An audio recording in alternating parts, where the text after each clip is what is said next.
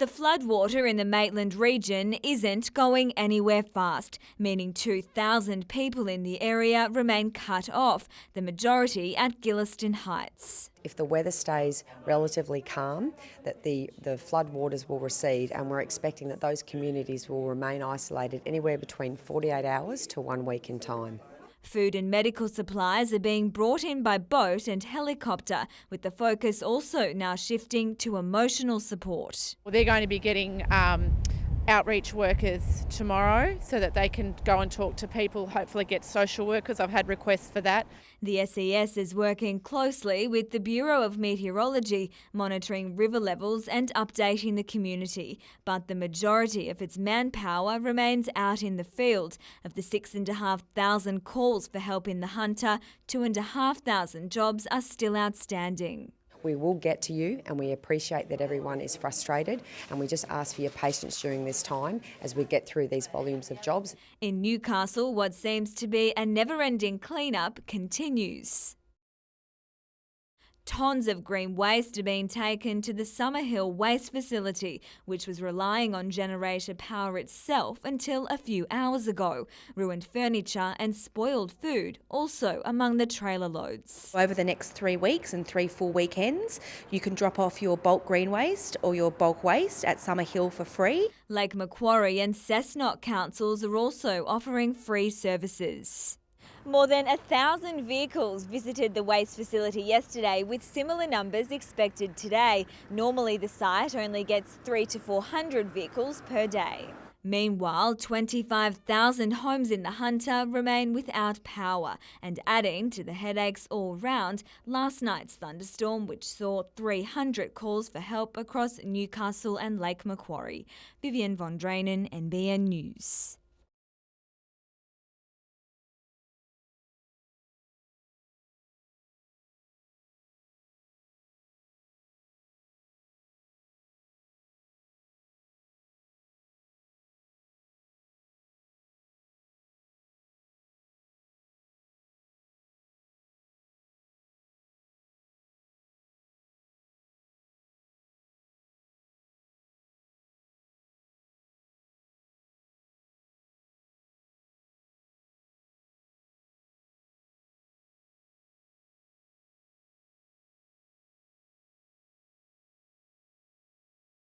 It's heaven for motorbike buffs.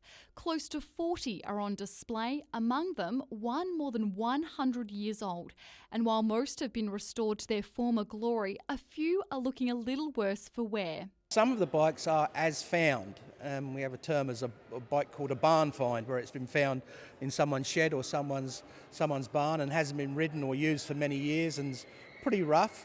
But some of them are still in that condition, original condition, with their original patina. Among the collection, the Waratah, the only Australian bike among the imports. They are very rare. There's only about 4 of them, I believe, on the road, still running. And it is very rare, a very, very special machine. Organisers hope the exhibition will also spark interest from the general public. The more the merrier. We'd hope to inspire people to find an old bike and restore it and join the club and ride with us. Meredith Gibbs, NBN News. Having started the season with 4 straight wins, the Knights now have a losing streak to match. Following the Cowboys' clash, the skipper was his own harshest critic. I pride myself on leading the way, but today it was just the harder I tried, the worse it got for me. Kurt Gidley says he'll use the round 9 game against Manly to win back the respect of his teammates. Yeah, I'm not going to be kicking stones the whole next week. I'll look at what I was doing wrong or what I can work on and try and sort that out for the following week. He wasn't the only Knight owning up to mistakes. I missed a few tackles. I'm pretty disappointed in myself, but I just try to do my best, and wherever I'm slotted, I'll always do my best. Despite the handling errors, the coach maintains Newcastle's defence is the main concern. Even if we are making some errors, our concentration and our consistency in D is still a big worry. Rick Stone is now hoping a week off training will provide his side with a chance to recharge the batteries. Invariably, we just keep shooting ourselves in the foot at the moment. So, maybe to clear our heads, get away and have a couple of days off footy might be such a bad thing.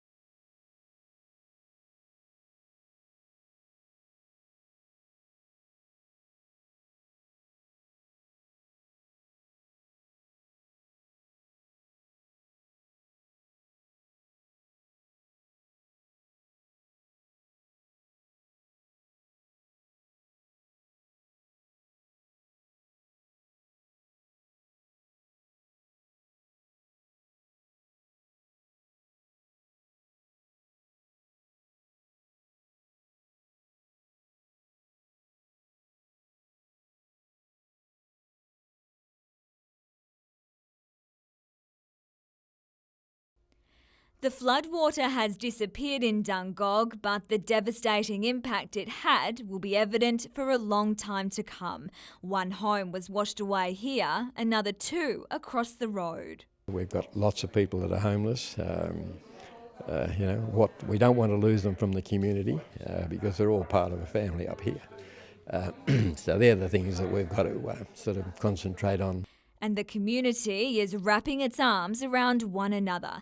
Council has set up an emergency coordination centre, and the Dungog Shire Community Centre is leading the way for flood victims.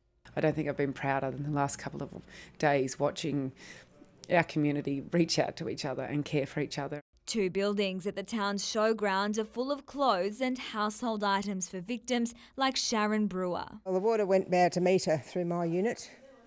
So I've lost all my electrical stuff. Trailer loads have come from all over the state. Very overwhelming, yep. It's just great to be able to help the people who are in need. And a food depot has been set up at the Baptist Church Hall. But with all of those locations at capacity with physical donations, the centre is now calling for money. We are linking people with bedding and white goods and the like. What we really need now is money to help people rebuild their lives. It's only once you get to the end of Dowling Street you get a sense of just how powerful the floodwaters that came through here must have been, and just how long it's going to take for people to rebuild their lives. To assist, a special disaster recovery mobile service run by Centrelink is visiting the Hunter this week. Setting up in Greta this morning, the service offers face-to-face contact for people to process claims for disaster assistance. The need will be not just today nor tomorrow, but it'll be ongoing for months to come. The federal government program runs for about 6 months for people to access emergency relief. In the Maitland area, the flood water is still receding slowly, with 8 communities still cut off. Joining to assist the SES this week in the area, 40 members from South Australia. This is due to a ponding effect. Rather than river flooding where it flows down the river, we actually need to wait for this to just drain away. And in rural parts, the large number of stock that were lost is becoming evident, all adding to the devastating clean-up ahead. Information regarding disaster recovery payments can be found at 180-2266. Vivian von Drainen, NBN News.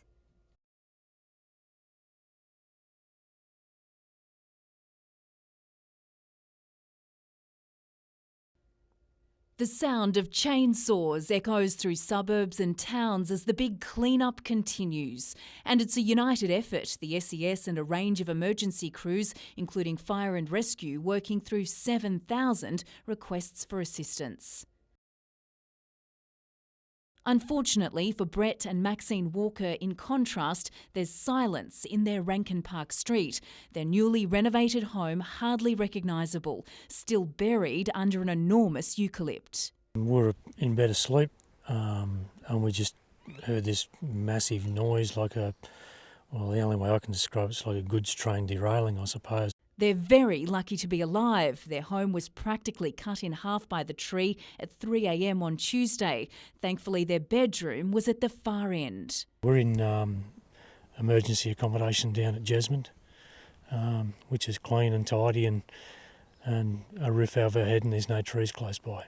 Their home is insured, but the recovery job's still a while off. The tree's that big. The tree lopper was here yesterday. The tree's that big that they said they're going to need a crane. New videos have been emerging on social media, including one showing a gum falling on the garage and art studio of Peter Lewis. Took out everything, crushed it all flat to the ground. If I'd been in there, it would have squashed me completely. Surprising the power of a tree. Like many, he's trying to see the silver lining. Sometimes it's actually good to have your blackboard wiped clean. 1,800 field crews are repairing power lines across the Hunter and Central Coast. Ausgrid says it's made good progress today. 16,000 people remain without power, Port Stephens among the worst affected. Jenny Hughes hasn't had electricity since early Tuesday, the mother of 3 making do with candles and hand-washing clothes. Not being able to do washing, and then we lost hot water, so showering at other people's place. So it's been tricky, but nothing compared to what some other people have had to deal with. So we're lucky in some regards. But yeah, a week's a lot longer than we expected. Fortunately, just 20 houses remain without water. Those homes are restricted to Patterson, to Vasey and to Clarencetown. Hunter Water is supporting those people by delivering bottled water on a daily basis. The SES has warned against people crossing floodwater to leave isolated communities. Hunter Water also says it's highly dangerous. It's really important that people stay away from floodwater, from creeks, from stormwater areas, because the water that may look clean may have in the last couple of days had heavily diluted raw sewage flowing through it when a pump station has overflowed. Jane Goldsmith, NBN News.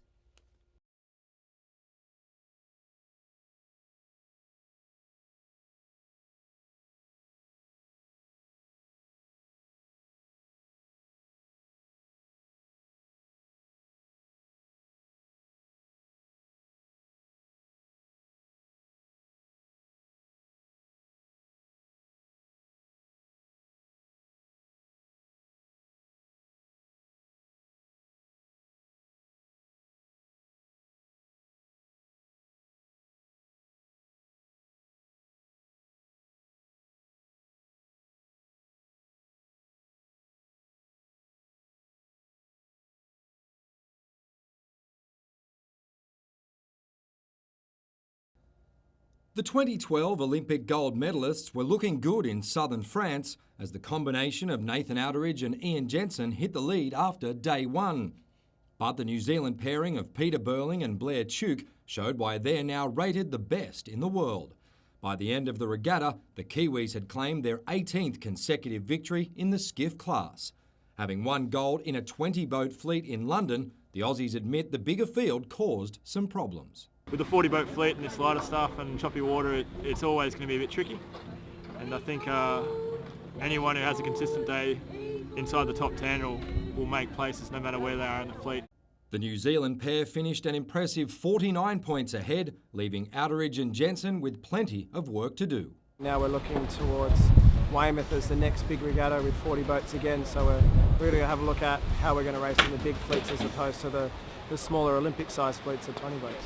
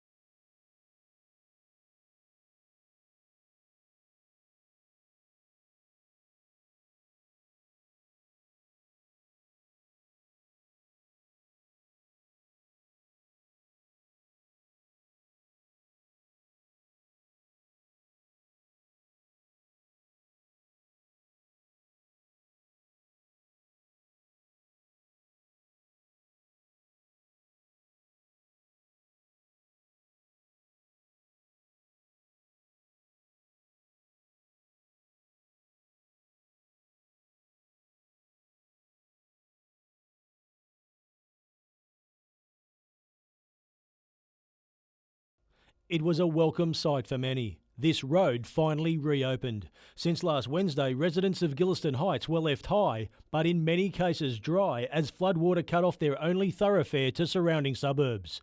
This community centre became the suburb's heart, relying on donations and supplies for some who were caught short. When the power went out, there was a bit more urgency involved, and so we started sifting out what food we had here. It even became a makeshift doctor's surgery. Well, as you can see, this is just some of the donations that poured into this community centre. It's been a tough time for the people of Gillieston Heights, who were forced to sit tight as the flood waters rose. But the one thing it has created is a sense of community. We've only been here for 6 months and we've met all our neighbours now, and we've met neighbours in other streets. Lochinvar residents in this quiet cul-de-sac were counting the costs of a torrent that in places got up to around 2 metres. Sitting in Barry Bridges' driveway, his only remaining belongings. But this is it. That's all I've got. Must be devastating, mate. It is. It's very, very disheartening. Yeah, it's not good at all. The whole street's been totaled. Yeah. I think there's 14 or 15 houses here, and they've got every house. Late this afternoon, Brigadier Darren Norman arrived in the Hunter to assess the extent of the disaster zones. I understand that there are some communities that are in significant need, and there are other communities that have had some damage but not as much as others. So we've got to go in there now and understand exactly what the full extent of that damage is. Michael Kane, NBN News.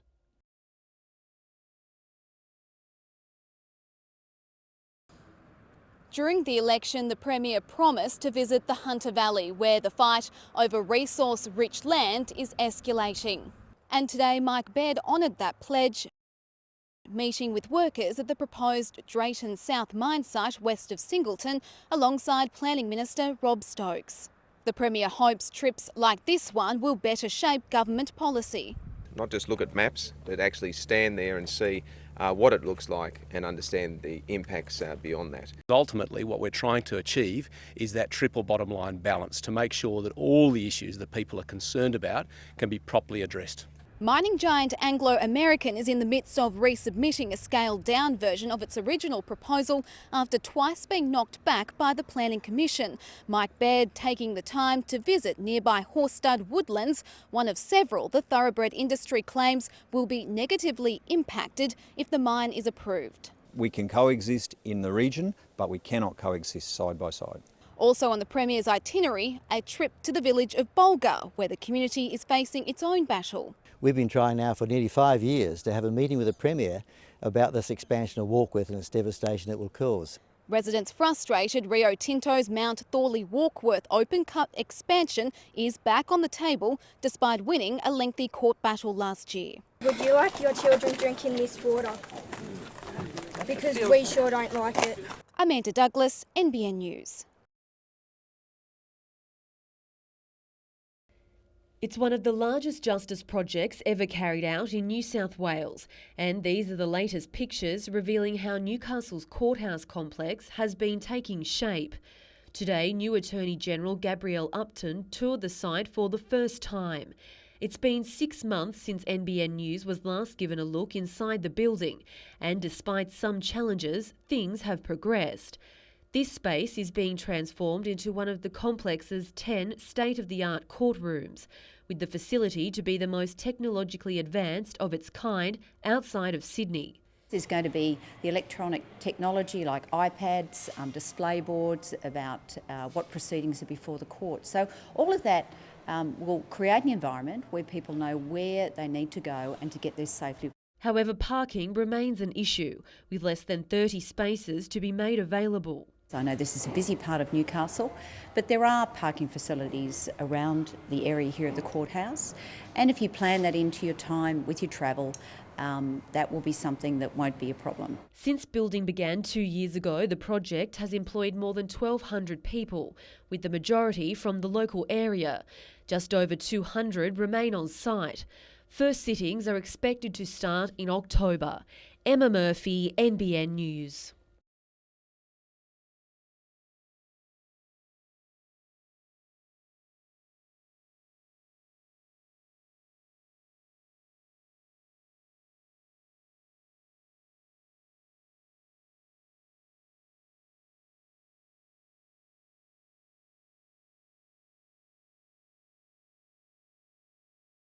the government they need to build facilities. They need to get young people out of residential aged care, and they need to do it now.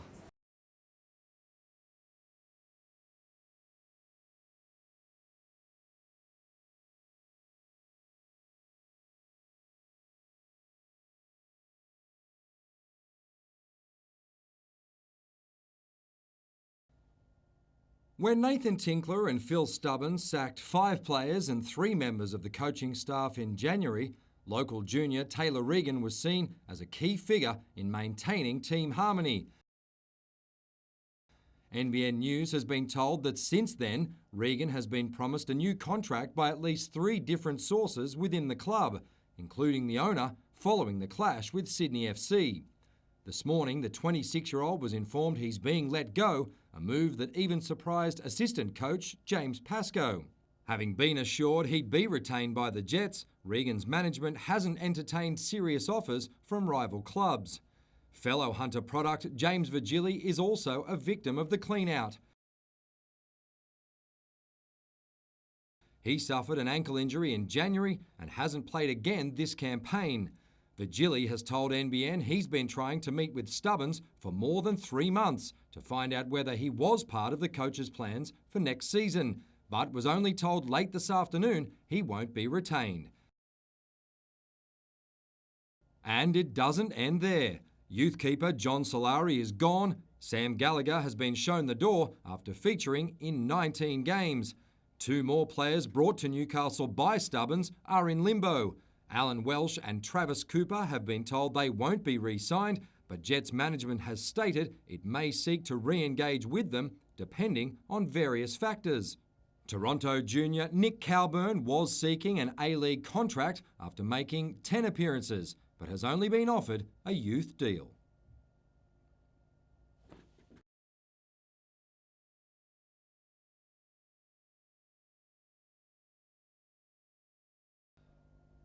Aaron Russell had form on the board heading into round 1 in Adelaide, having finished second in the final event of 2014. Massive shout out for Aaron Russell, 3rd position at the moment in the 58. The 23-year-old ended up in equal 3rd overall, laying a great platform for the rest of the season. There's a lot of rookies, but in saying that, there's a lot of good drivers out there and good cars, so it has made it harder. We've got a little bit of a gap to catch those front 2. I think anything's possible, we just need everything to come together. The 2-month gap between Adelaide and round 2 in Perth is also cause for concern. Unlike previous years, Russell has been lucky enough to spend time in WA in the lead-up, making 3 trips over to help with some coaching. A guy by the name of Anthony Arnold asked me to head over there and give him a hand with his car and with a bit of driving and try and help him progress forward.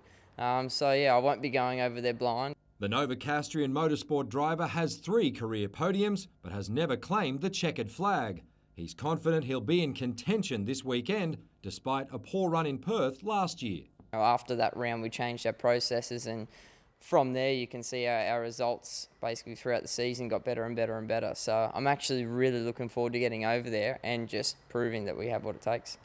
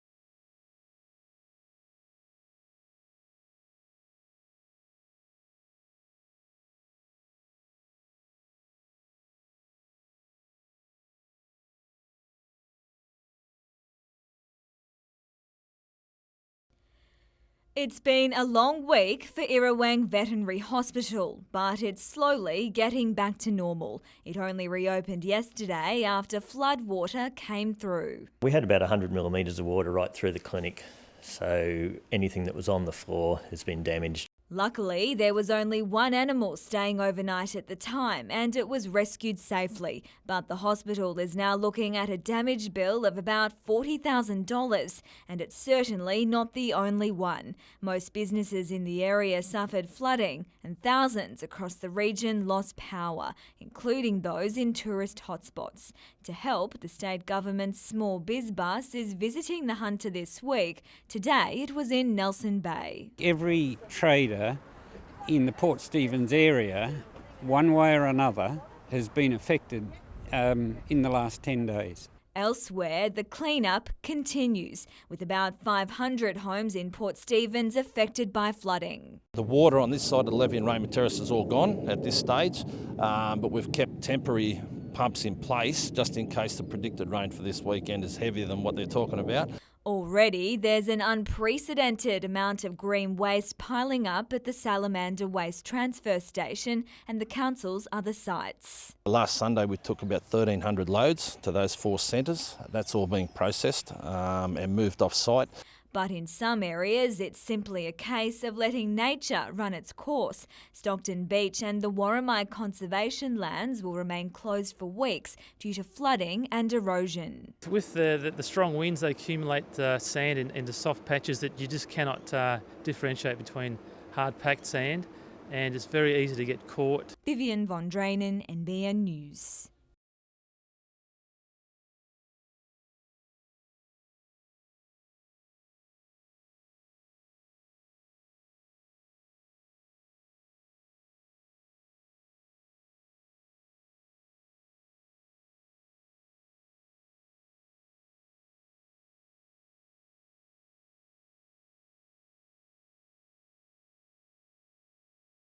Traumatic experience, and it stays with them for life. They're never able to get that image or that experience out of their minds. So it's just a matter of us trying to help them through that going forward.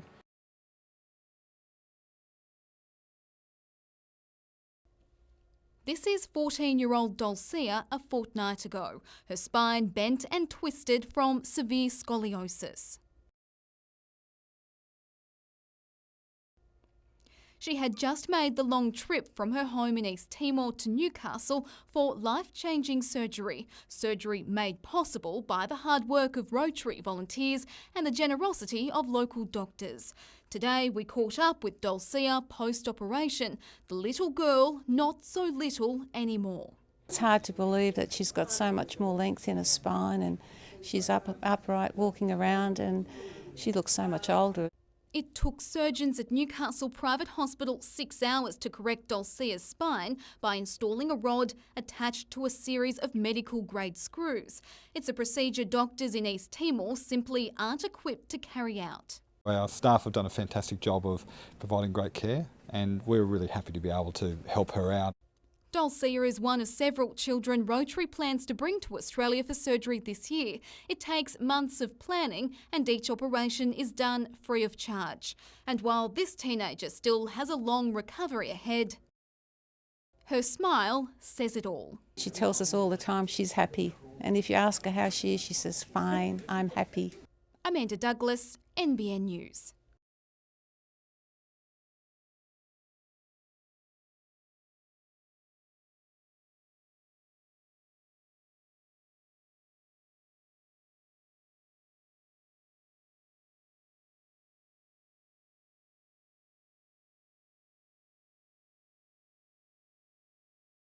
And a lot of pelicans that turn up in that condition, they don't make it. They're gone within a day. You know, they just keel over dead. So, you know, to have that one make it and to have the one that had the surgery make it as well, it's great. And the pair of them, they look like they're new best friends.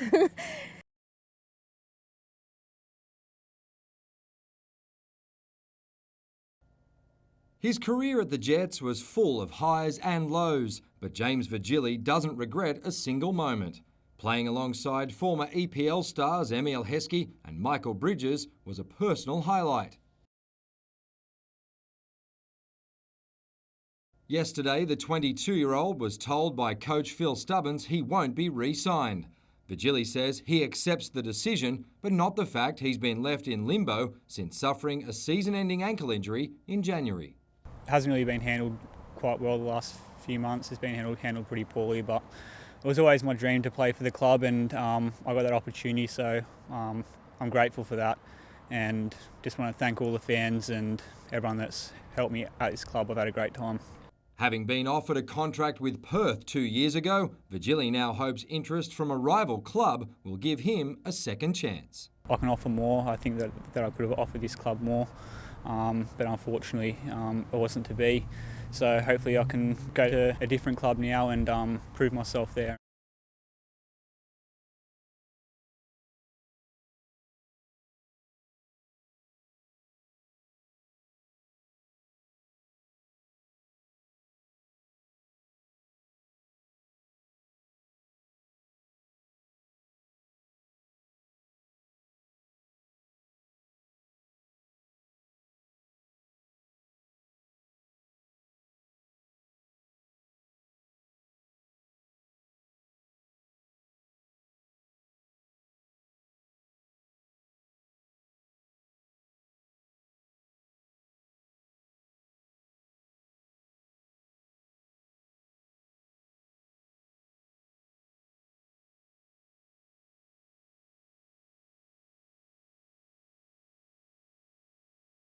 It's been the hardest week of this trainer's life.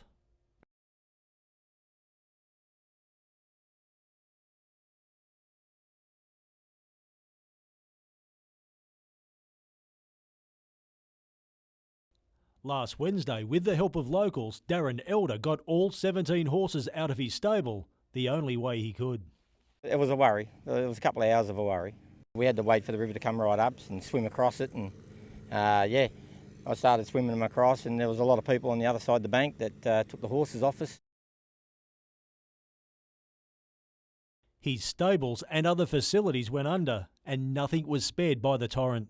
The walker is, it got a fair bit of water in it, so I just hope that all the rubber stayed down, and once the water goes, and hopefully it's going to be okay. Now based on drier land at the Maitland Showground, getting back to familiar surroundings may take a while, but the racing game waits for no one. We're the last place on that flat that to drain, so probably, I don't know, I'd say my horses will be up here for 6 to 8 weeks, and yeah, the clean-up will go on as soon as we can get in there, but it's going to take a while. Elder still wants to head to Queensland in July with star charger Shannon Zablas for the Winter Carnival, and he's confident the recent drama won't affect his horse. He runs in a paddock through the day and gets a stable, so but he seems happy enough. He's bright enough, so hopefully he'll come up to scratch and then we'll go. Michael Kane, NBN News.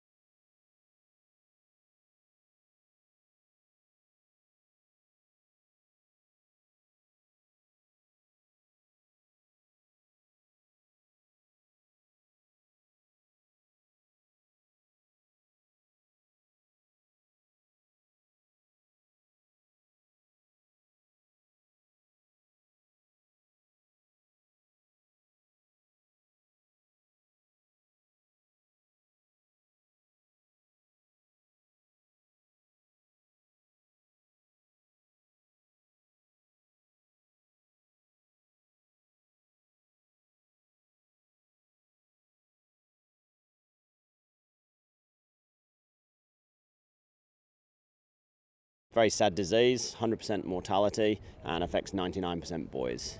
There's no cure, no treatment, so hopefully by raising this money, we'll be able to start clinical trials in Australia.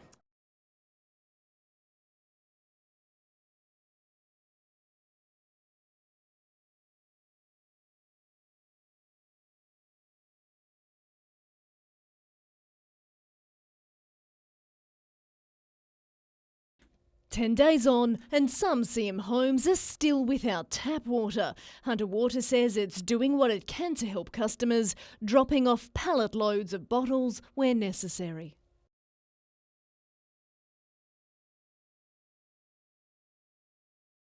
Over the last week, we've given out over 40,000 bottles of water. So there's been a huge need throughout the region for bottled water for drinking, obviously, and the take up is still large in areas that need it. Now, this is the cause of the water shortage. 100 metres of this pipeline, which carries water from Chichester Dam all the way into Newcastle and all over the Hunter, just simply washed away. All of the pipeline support still litter the ground here, and it will be at least 8 days until a new pipeline is put in place. The threat of more wet weather this weekend has seen the Tocal Field Days cancelled for the first time in 32 years. We're really disappointed not having Tocal Film Days this year. We work all year for it, and it's a great event, and we're very sorry we can't run it, but all the risk when you weigh them up, it's just not possible. Those exhibitors who had arrived have been forced to pack up and head home. Meanwhile, the ARTC's main interstate rail line has been shut, with severe damage to the track south of Dungog yet to be fixed. And that's created a backlog of freight along the east coast. Widespread storm damage has also forced the Hunter Region Botanic Gardens to close indefinitely. Got the volunteers working at the front at the moment, and we're making a lot of progress, but there are some big trees down that we're going to need some help with.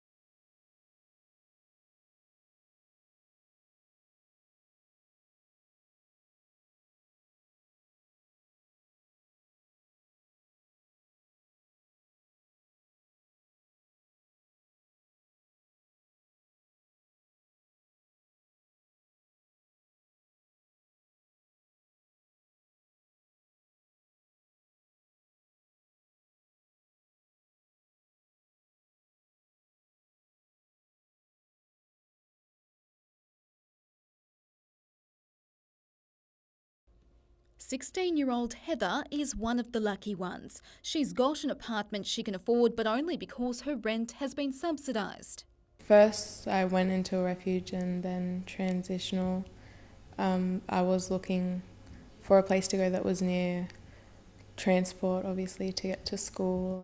Without organisations like Samaritans, her situation could be vastly different. I know people who've been living in their cars and couch surfing. It's a disturbing trend made worse by a lack of affordable housing. The latest Anglicare Australia snapshot shows of the 1,589 rental properties surveyed in Newcastle and Lake Macquarie, not one was suitable for someone on a government allowance. Welfare agencies fear more people are experiencing housing stress, the result of spending more than 30% of weekly income on rent. That's not sufficient to buy food, petrol, phone and the necessities of life. The Real Estate Institute says building charges aren't helping supply meet demand. There's extreme costs in the planning process, which puts costs on housing, on affordable housing. There's no one easy solution. The Samaritans say not only does there need to be more affordable private housing, but more social housing, as well as an increase to government allowances like New Start and Youth Allowance. Amanda Douglas, NBN News.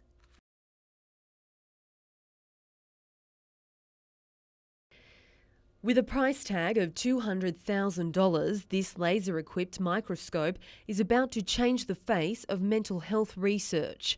It allows researchers to make specific nerve cells in the brain sensitive to light, giving them the power to turn them on and off and learn how they affect brain function. It's really those conversations or connections between circuits of brain cells that mediate our thoughts, our moods, our memories. And so understanding the connections and how they do that is incredibly important in health and disease. Made possible through funding from HMRI, the university, and a $100,000 grant from Glencore, the instrument will be used to explore disorders such as depression, addiction, and chronic pain, finding where the connection problems are and investigating ways to treat them. We're still using drugs that have been developed 30 or 40 years ago, so our aim is to produce findings that will lead to more specific therapies that will be more efficacious and to help people who aren't responding to the existing treatments.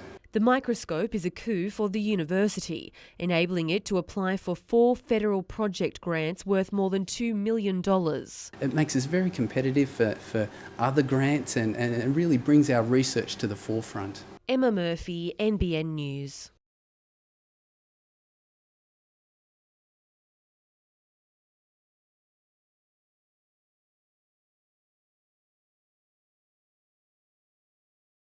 Well, it was time to retire and I wanted to leave something behind, and I wanted to make a gift to the city, to the people that have supported me for so long.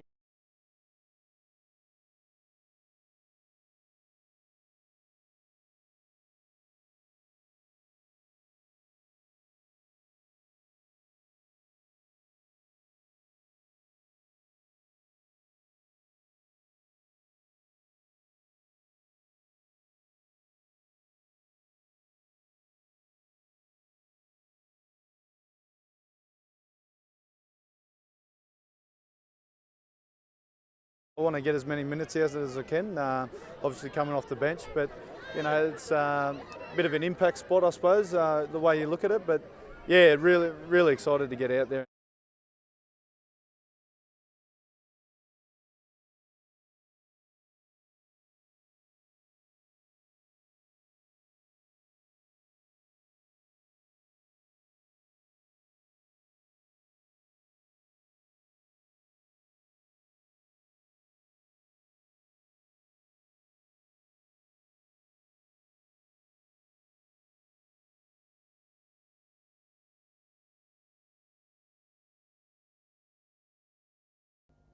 Foreshore Park in Newcastle has played host to a wide variety of events, including concerts and triathlons. This June it will undergo another transformation. Organisers are planning to turn Wharf Road and the park into a world-class track for the Australian Supermoto Championships. Supermoto is basically tar, dirt and motocross all in the one lap, so yeah, really spectacular. Following practice and qualifying, a field of 28 will compete in 3 races on June 13 and 14. They'll race along Wharf Road, through 2 car parks and into the park, over shipping containers, curve around the amphitheatre, over more containers, then back onto Wharf Road. Graham Boyd says the event will have a minimal impact on the area. We're going to bring in special Supercross dirt, and at the end of the day we'll top dress the park and it'll look like it started beforehand. It's hoped more big names will be confirmed soon, but for now Troy Bayliss is the headline act. There'll be some top motocross guys, some top road racing guys. Glenn Allerton from the Yamaha team is a former Supermoto champion. Troy Herfoss, international competitor and Australian champion. Entry will be free for the general public.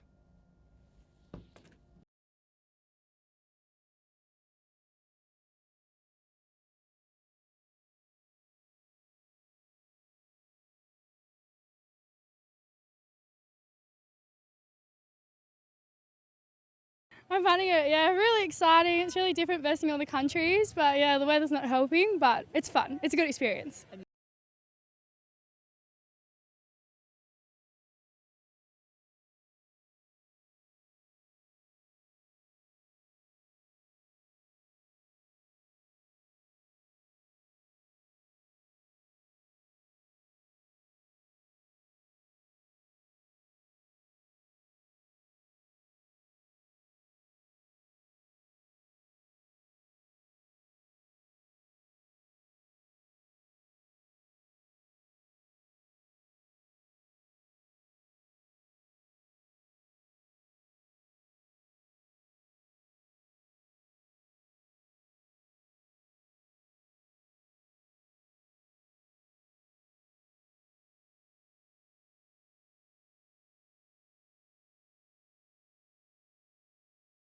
It's been a great start to the season for Newcastle. 2 wins from 2 and a trio of imports putting on a show. I was quite surprised actually. It was a lot better than I was anticipating, and it's actually pretty good hockey out there. Despite suffering jet lag, Luke Moffat chimed in with a double in both matches last weekend. I actually got in just Saturday morning, a few hours before the game, so literally straight off the plane to the game. I feel like I'm getting in a little better shape this week and getting used to the time change and whatnot. Jan Safa has played ice hockey in many parts of the world and jumped at the chance to add Australia to the list. I had a few friends actually that played here before, so I talked to them and they all loved it here, so they gave me, good references about this place. The club travels south this weekend to take on Melbourne clubs, the Mustangs and the Ice. Improving its defence is the plan. That's something, systems-wise we can work on in practice and start ironing out those details. While the imports are keen to make new friends while they're in the country, it's a different story on the ice. The plan is to be kind of the hated team in the league. We're by far the smallest town, and I think when we travel to other places, we're going to pack the barn because those teams want to see us get beat. Michael Kane, NBN News.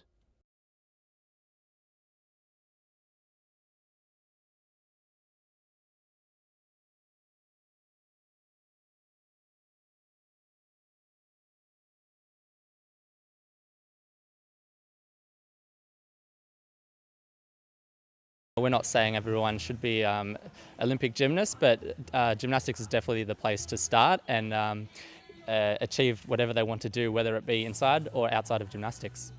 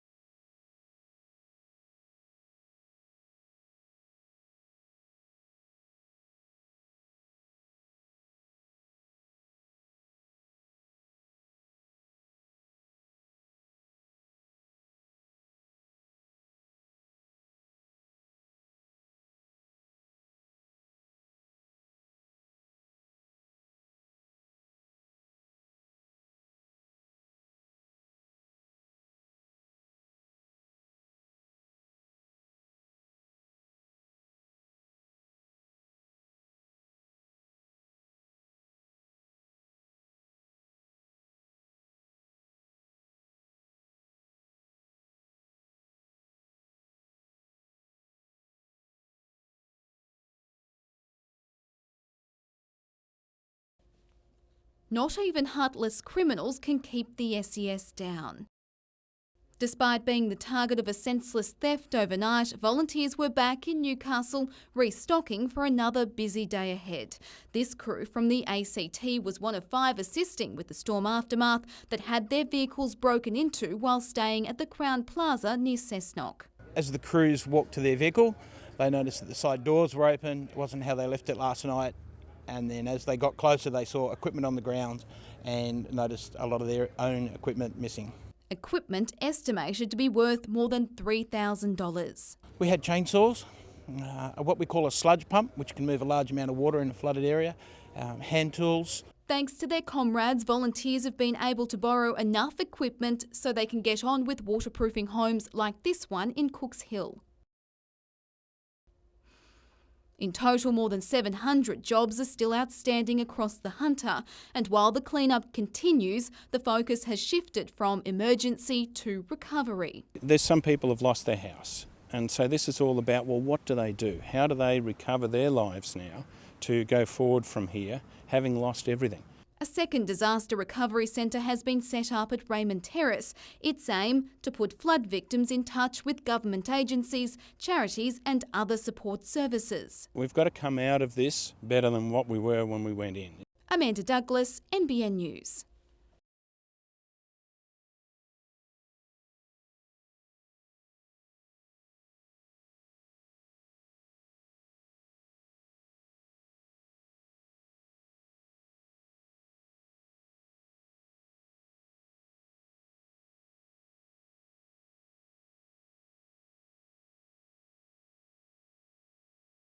Our entire focus at the moment, from Lake Macquarie's point of view, is to clean up the mess. We want our city back to normal. Once that's done, then we'll look at what needs to happen to reduce risks into the future.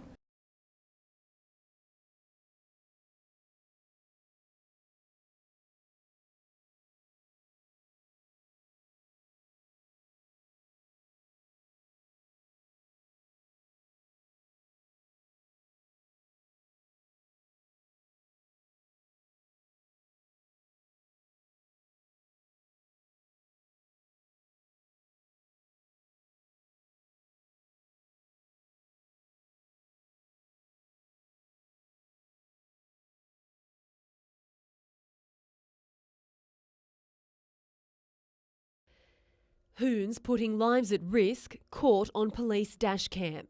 These images given to NBN News in an attempt to crack down on dangerous driving. For years, drivers looking to push the boundaries have had a selection of hotspots to choose from. Last night, as part of Operation Hammer, police took unprecedented action, locking down those locations. Kooragang Island, Steel River Industrial Estate and Wharf Road at Nobby's Beach all blocked to traffic.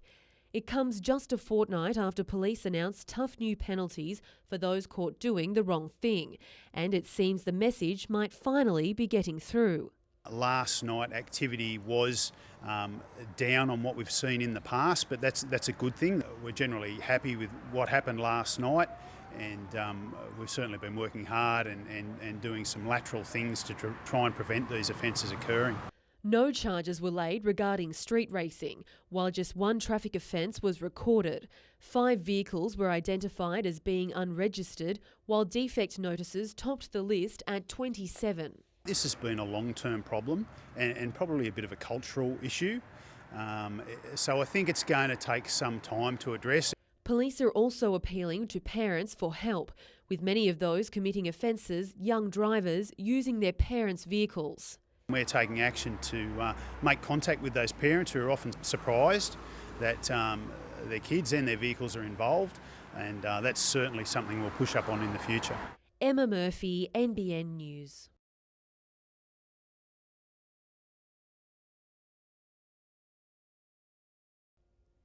Dangerously high levels of lead contamination are still present across 10 square kilometres, home to more than 5,500 people and including 2 schools in northwest Lake Macquarie. Lead kills a lot more people than asbestos. It is 80 times more dangerous than asbestos. We wouldn't leave asbestos there. The Bullaroo Action Group says there's been enough dialogue and work needs to start. We've had committees dealing with this issue since 1992. 1992, the government had set up committees to deal with this same issue. Here we are, we're just reinventing the wheel with nothing being done. We want some action. We need to immediately set up a plan for the removal of lead and contaminants from the soil. 8 people, including residents, experts and 2 councillors, have been appointed by the Environmental Protection Authority to the North Lake Macquarie Community Lead Reference Group. It will examine the lead and leg slag contamination in Bullaroo, Argenton and Spears Point and find solutions. It'll give the community a good opportunity to have a say and to hear from the experts on what's happening in the area. The length of duration of this reference group, 2 years. I mean, we need something done and we need something done now. Now. We've talked too long.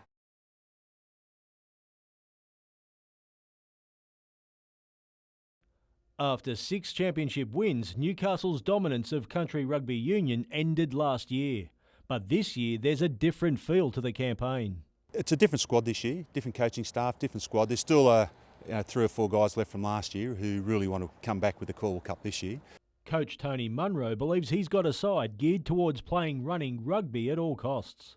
We're going to play a pretty open style of game. That's the way we've picked the team. We've got some good pace out wide. We've got some good ball runners, really mobile pack of forwards. So we're confident, even under wet conditions or dry conditions, we're going to move the ball around a fair bit. Tomorrow the side take on Central Coast in Bowral in the semi-final, a team they're not taking for granted. You can't underestimate any side up there. I mean, I necessarily don't really know much about sort of the other teams out there, but I know that everyone will just bring their A game and everyone sort of just wants to give it a big bash. Michael Kane, NBN News.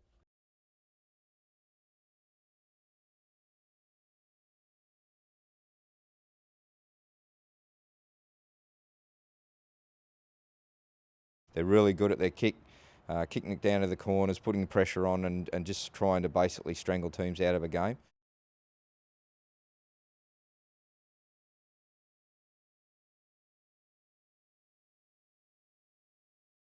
They've been really good for us, and exactly what we were looking for, particularly in experience, is what they've brought us, mate. Is it a case of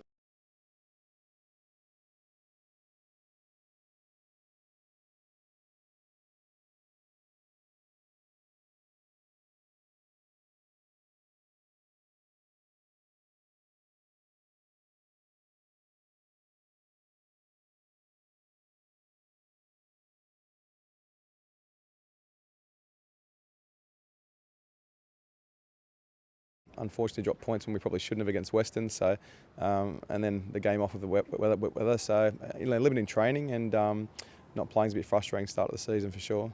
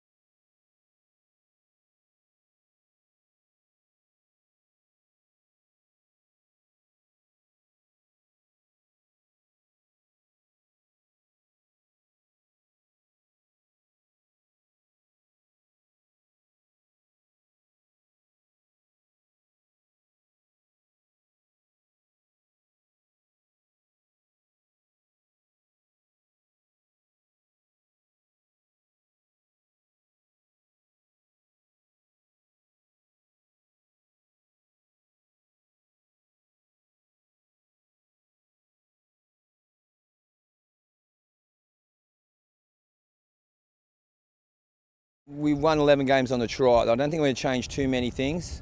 Maybe introduce a few little different things, but not too much.